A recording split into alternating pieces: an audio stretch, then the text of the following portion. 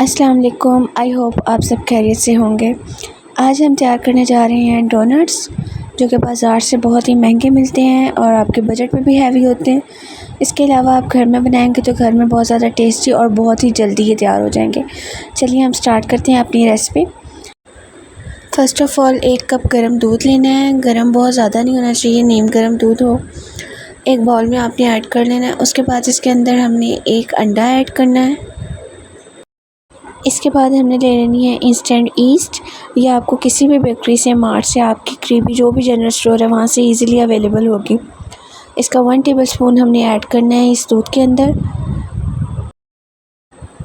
साथ ही इसमें ऐड कर देनी है हमने 1 टेबलस्पून शुगर और 1 टीस्पून सॉल्ट। इन सब चीज़ों को ऐड करते हुए आपने अच्छे से मिक्स कर लेना है और फिर इसके बाद आपने 2 टेबलस्पून इसके अंदर ऑयल ऐड कर देना है। ऑयल ऐड करने से डोनट्स आपके सॉफ्ट रहेंगे, ये बहुत ही ज़रूरी है। जब आप ऑयल ऐड कर दें तो इस मटेरियल को आप मिक्स करने के बाद 10 मिनट के लिए रख दें, ताकि ईस्ट को थोड़ा राइज़ होने का टाइम मिल जाएगा। 10 मिनट के बाद आपने 3 कप मैदा ले लेना है और उस मैदे को अच्छे से स्ट्रेन कर लेना है। स्ट्रेन करने से फ़ायदा होता है कि डोनट्स बहुत ज़्यादा सॉफ्ट बन के तैयार होते हैं। और आपने इसको ऐड करने के बाद स्पून के साथ मिक्स करना है। स्पून के साथ मिक्स करने से ये फ़ायदा होगा कि आपके हाथों पे चिपकेगा नहीं। जब तक कि डो की फॉर्म में नहीं आ जाता आपने इसको स्पून के साथ मिक्स करते रहना है। इतना थिक कर लेना है कि बिल्कुल एक डो की फॉर्म में आ जाए और आप इसको हाथों के साथ गूंथ सकें, जैसे हम आटा गूंथते हैं। गूंथते हुए अगर आपको ये हाथों पे चिपकता हुआ महसूस हो तो आप थोड़ा सा ऑयल अपने हैंड पे लगा सकते हैं। ऑयल नहीं तो फिर आप खुश्क मैदे का इस्तेमाल कर सकते हैं, लेकिन इसको आपने एक सॉफ्ट डो में इस फॉर्म में ले आना है। डो हमारी तैयार हो चुकी है। अब इसको हमने एक बड़े बॉल में रख देना है, क्योंकि इसको राइज़ होने के लिए भी जगह चाहिए होती है। जिस बॉल में आप इसको प्लेस करेंगे उसको आपने ऑयल से ग्रीस कर लेना है चारों तरफ से, ताकि आपकी डो चिपके नहीं ज़्यादा और बहुत अच्छे से राइज़ हो जाए। अब इसको हमने उस जगह पे रख दिया है। इसको हमने इतने अच्छे से कवर कर देना है, चाहे तो आप प्लास्टिक रैपर के साथ कवर कर लें। अगर आपके पास कोई ऐसा बाउल है जो बहुत बड़ा भी है और उसका कैप भी है तो आप उसके अंदर इसको रख सकते हैं। रखने के बाद आपने इसको रूम टेम्परेचर पे रहने देना है। इसको फ्रिज में आपने नहीं रखना। चाहे तो ओवन में रखते हैं, ओवन बंद हो उसके अंदर भी आप रख सकते हैं, क्योंकि वो पहले से ही हीट अप होता है, उसके अंदर ज़्यादा अच्छे से राइज़ हो जाएगी। मैंने इसको ओवन में ही रखा था और 2 से 3 घंटे के बाद हमने देखा तो ये देखें डो हमारी राइज़ हो चुकी है। जो इसका साइज़ पहले था उससे डबल ट्रिपल ये राइज़ हो चुकी है। अब हम हाथों पे थोड़ा सा डस्ट कर लेंगे मैदा और फिर इसको डो को हम निकाल लेंगे। निकालने के बाद हम इसके पेड़े बनाएंगे बड़े बड़े और फिर उन पेड़ों के हम डोनट्स बनाएंगे। डोनट्स बनाते हुए उनकी थिकनेस कितनी होनी चाहिए, किस तरह से हम उसको शेप आउट करेंगे, ये सारा देखने के लिए आप वीडियो लास्ट में देखिएगा और कंप्लीट देखिएगा। आपको ये हमारी वीडियो अच्छी लग रही हो तो इसको अपनी फैमिली के साथ शेयर भी कीजिएगा। बहुत ही यूनिक रेसिपी है जो बच्चों को भी बहुत ज़्यादा पसंद आएगी। ना सिर्फ बच्चे बल्कि बड़े भी बहुत शौक़ से खाते हैं।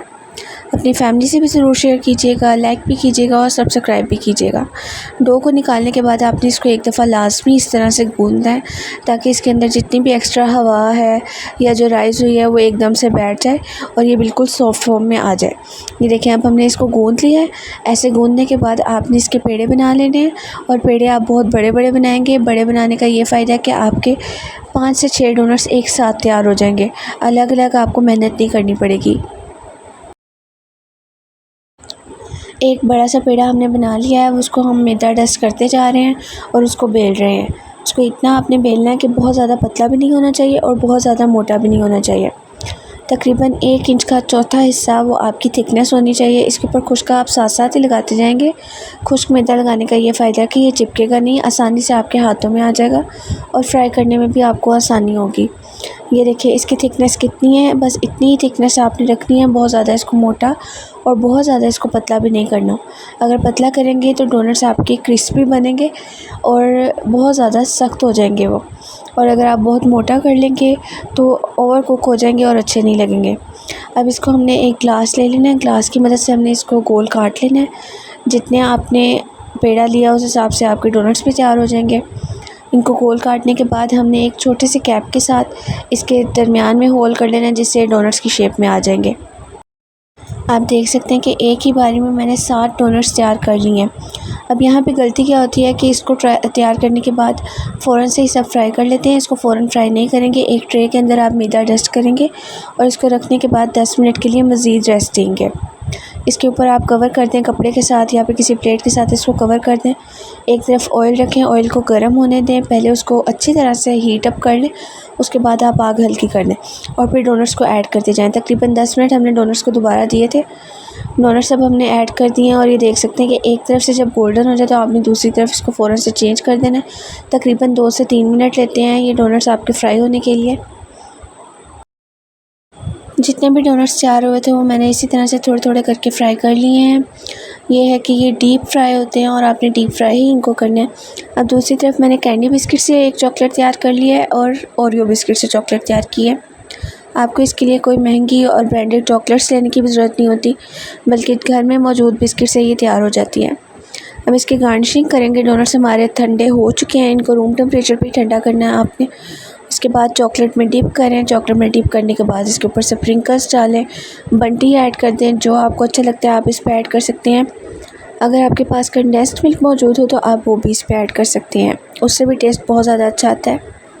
ये चॉकलेट हमने कैंडी बिस्किट से तैयार किया है। कैंडी बिस्किट को मिल्क में ऐड किया, उसके बाद सॉफ्ट हो गया और फिर चॉकलेट रेडी हो गई। इसी तरह से सेम हमने ओरियो बिस्किट से तैयार किया है। ओरियो बिस्किट की क्रीम आपने अलग कर लेनी है और फिर उसकी चॉकलेट बना लेनी है। सारे डोनट्स हमने चॉकलेट लगाने के बाद रेडी कर लिए हैं। उसके ऊपर स्प्रिंकल्स ऐड कर रहे हैं। कुछ हमारे पास बिस्किट क्रश किए हुए हैं, हम उस पर वो ऐड कर देंगे। अगर आपको स्प्रिंकल्स अच्छे नहीं लगते आप सिंपली भी इसको खा सकते हैं। जो आपको अच्छा लगता है आप उस पर ऐड कर सकते हैं। लुक और टेस्ट इसका बहुत ही अच्छा आया है। आप भी अपने घर में लाजमी ट्राई कीजिएगा, अपनी फैमिली के साथ शेयर कीजिएगा। ये देख सकते हैं अभी हम इसको आपको तोड़ के भी दिखाते हैं। बहुत ही सॉफ्ट बन के तैयार हुए और ना सिर्फ देखने में सॉफ्ट हैं, खाने में भी उतने ही सॉफ्ट हैं और बहुत टेस्टी भी हैं। आपको वीडियो अच्छी लगी हो तो लाइक कीजिएगा, सब्सक्राइब कीजिएगा। मिलते हैं आपसे नेक्स्ट वीडियो में। हमें इजाज़त दीजिए। अल्लाह हाफ़िज़।